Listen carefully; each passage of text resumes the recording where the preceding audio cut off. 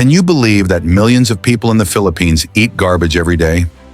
That food is called PagPag, made from leftovers collected from fast food chains, rinsed with well water, and cooked again for reuse.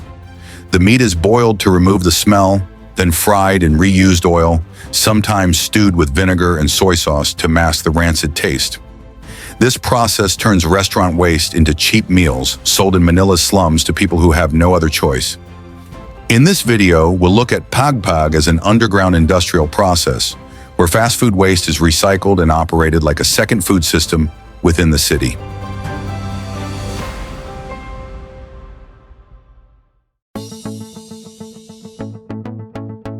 Every year, hundreds of tons of leftover food from international fast food chains are discarded across Manila, yet they never truly disappear. From these garbage bags emerges PagPag, a real underground economy where every pound of recycled food can yield up to 10 times the cost of collection. Researchers estimate that the annual revenue of Manila's PagPag trade reaches several million pesos, enough to sustain thousands of families living in the city's sprawling slums. Behind this harsh form of survival lies a serious public health threat. The World Health Organization has warned that PagPag often contains E. coli, salmonella, and coliform bacteria at levels hundreds of times higher than what's considered safe. Eating such recycled food can cause acute poisoning, intestinal infections, and even long-term damage to the liver and kidneys. In a city of more than 13 million people, PagPag stands as both a tragic symbol of poverty and a grim reminder that in some corners of the world, waste is still treated as food. Imagine this. If leftover meals from chains like KFC in the United States were recycled the same way as PagPag, they could feed tens of thousands of homeless people every single day. But the question is, would you be daring enough to taste it? Before it became food from trash, each piece of PagPag was once a perfectly cooked, internationally standardized fried chicken. To understand its journey, we have to trace it back to the very beginning, the fast food production lines that manufacture every portion of industrial chicken. At the global scale of the fast food industry, production begins with preparation and raw material processing. Chickens are raised in industrial farms until they reach a standard weight of about 4 to 5 pounds, then delivered directly to processing plants under chilled conditions between 34 and 39 degrees Fahrenheit. Inside these facilities, automated lines handle slaughtering, organ removal, and high-pressure washing to eliminate biological residue. Optical scanners inspect bruises and bone fragments, while CNC-controlled blades carve the breast, thigh, and wing into pre-programmed sizes. Each piece is weighed with precision sensors, vacuum-sealed, and maintained within a cold chain system until it reaches the marination stage. Once the chicken leaves the cold chain, it enters the marination and breading area, the crucial stage that defines KFC's signature flavor. Each batch is checked for moisture before being soaked in a mixture of milk, eggs, and a small amount of salt to stabilize the meat fibers. This liquid coating ensures even flour adhesion and helps maintain balanced moisture during frying.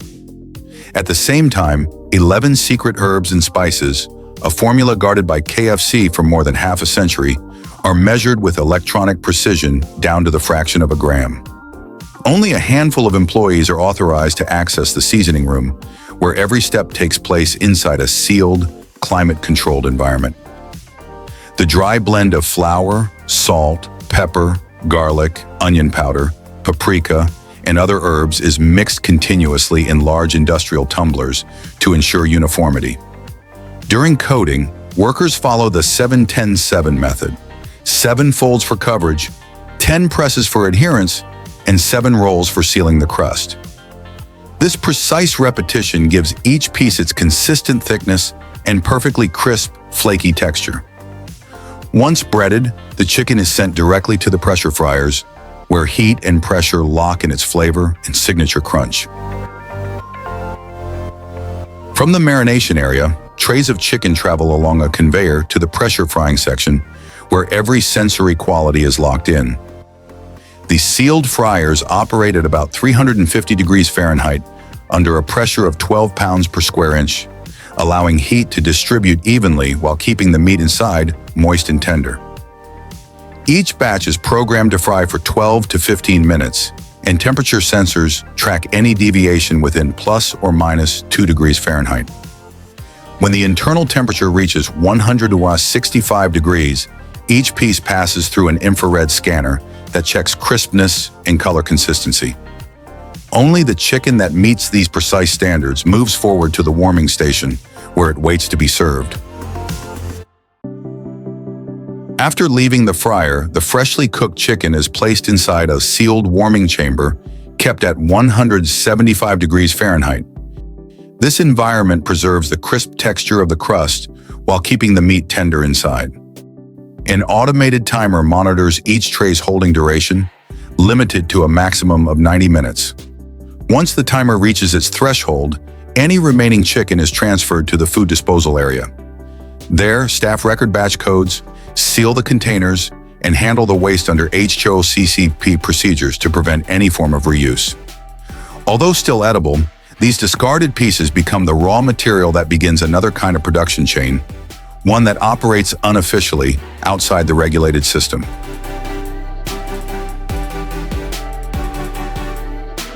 When KFC's workday ends, another system quietly comes alive after dark. The discarded food is sealed in heavy-duty plastic bags and moved to central waste collection points. By the time it arrives, scavenger teams are already waiting. Their work isn't random. Each crew follows a fixed disposal schedule for every brand, memorizing the exact hour when restaurants take their trash outside. The most experienced can tell, just by looking at the oil color, moisture, and smell, whether a batch can still be cooked again. Pieces that remain intact and still have their coating are gathered first. The collected food is packed into separate sacks, sometimes sprayed with cold water to slow decomposition during transport. On average, each sack weighs about 15 to 20 pounds and sells for $1 to $2 to small middlemen in the slums of Tondo. These traders then resell the waste to families who specialize in PagPag production, where each member takes part in a specific manual stage: washing, boiling, frying, or selling. Though entirely informal, this network operates with surprising regularity, repeating night after night like a simplified industrial chain. Its input is discarded fast food. Its output, recycled meals that feed thousands living around Manila's urban dump sites. At the collection site, the recycling process begins with the simplest steps: washing and cleaning. The trash bags are emptied onto large plastic sheets, releasing a heavy mix of old oil and spoiled food. Cooks sort through the pile, keeping only the pieces of chicken that remain intact and discarding those that have turned soft or discolored. The selected pieces are then dumped into tubs filled with well water.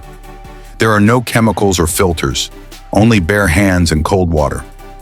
They stir vigorously, changing the water several times to wash away the coating residue, salt and burnt crumbs clinging to the skin.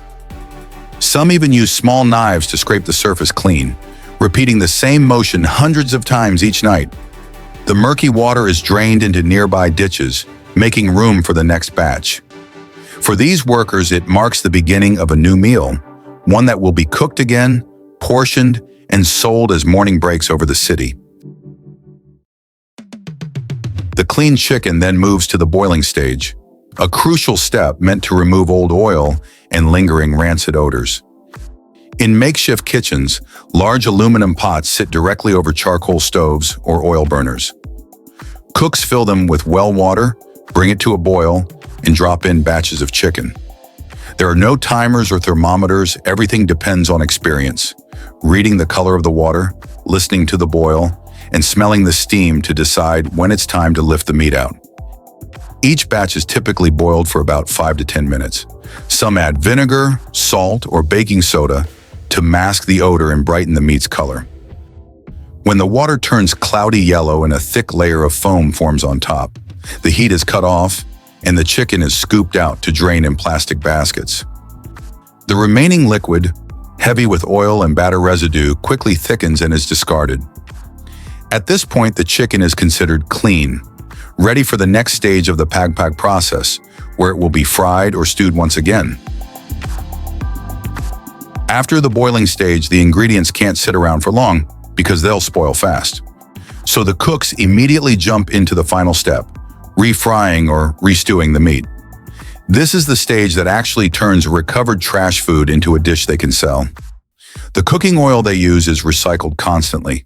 It's a deep brown color, and it's got a really burnt, nasty smell. When the pot is boiling furiously, they just toss in batches of chicken. No one checks the temperature. You hear that loud sizzle, and a ton of thick smoke fills the small kitchen. Each batch fries for about 5 to 7 minutes. That's just long enough for the skin to turn golden brown, which hides the dark meat underneath. Now, some people choose to rest stew the meat instead of frying. They cook it with a mix of vinegar, soy sauce, garlic, dried onions, and soda. This gives the meat a slightly salty, sour flavor and a shiny brown finish. This powerful mix is crucial as it helps kill any remaining bad smells and keeps the dish okay for a few more hours.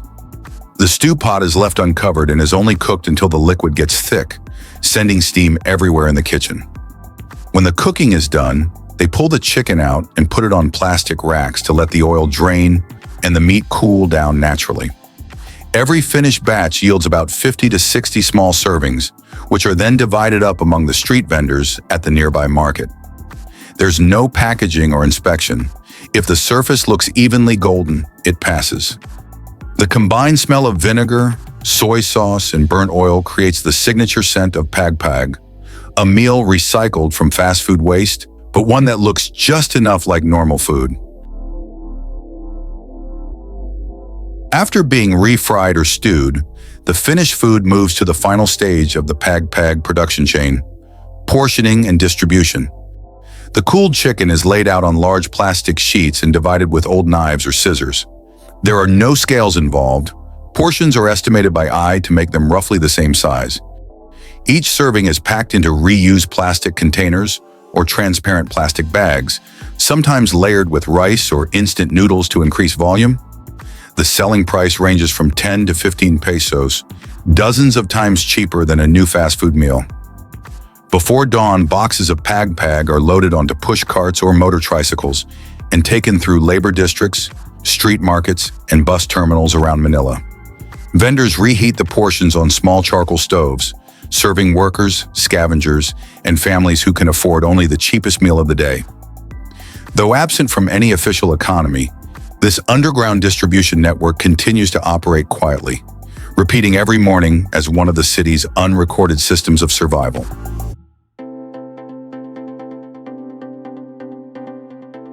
Though considered the cheapest source of food in Manila, PagPag carries serious health risks for both those who cook it and those who eat it.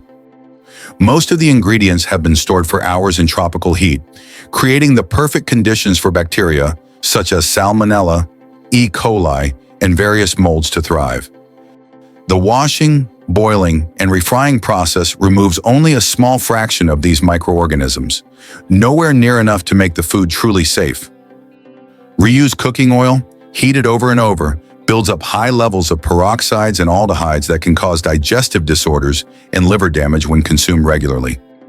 For the cooks, constant exposure to oil vapors, smoke, and contaminated water often leads to skin and respiratory illnesses. Health reports in Manila have recorded food poisoning rates many times higher in areas where PagPag is consumed frequently. Yet for thousands of urban poor, disease is not a choice. Eating PagPag still feels safer than having nothing to eat at all. Operating alongside the legal food system, the underground market of PagPag functions as a parallel economy. From a single bag of fast food waste worth just $1 to $2, cooks can produce more than 50 servings, generating profits up to 10 times higher than the initial cost. Every link in this chain, from collectors to cooks to street vendors, earns a steady income, even though none of it is officially recognized. The entire operation runs off the books, yet the nightly circulation of food can reach several hundred pounds. In some neighborhoods, dedicated PagPag markets have even emerged, where buyers, sellers, and middlemen trade goods like in small night bazaars. Cash changes hands directly without intermediaries. Economists refer to this phenomenon as a microeconomy of survival, a system where value is created from what the formal economy discards. To them, PagPag is more than a meal for the poor. It stands as a testament to human adaptability at the lowest tiers of modern urban life. From the industrial chicken assembly line to the cramped kitchens of Tondo, PagPag reveals how a single product can be reborn across two completely different worlds. On one side stands a system of strict inspections, automation, and standardization. On the other, a manual chain with no equipment, no protection, yet it runs steadily every night. Both systems coexist within the same city, connected by the very food once destined for the trash. PagPag is more than a meal. It is the direct outcome of a modern consumer society where even waste holds value. Though considered dangerous, it mirrors humanity's deepest survival instinct: to adapt, to transform, and to keep living on what remains. If this story made you think, share your thoughts in the comments, hit like to support the team, and subscribe to explore more hidden processes behind the things the world has long forgotten.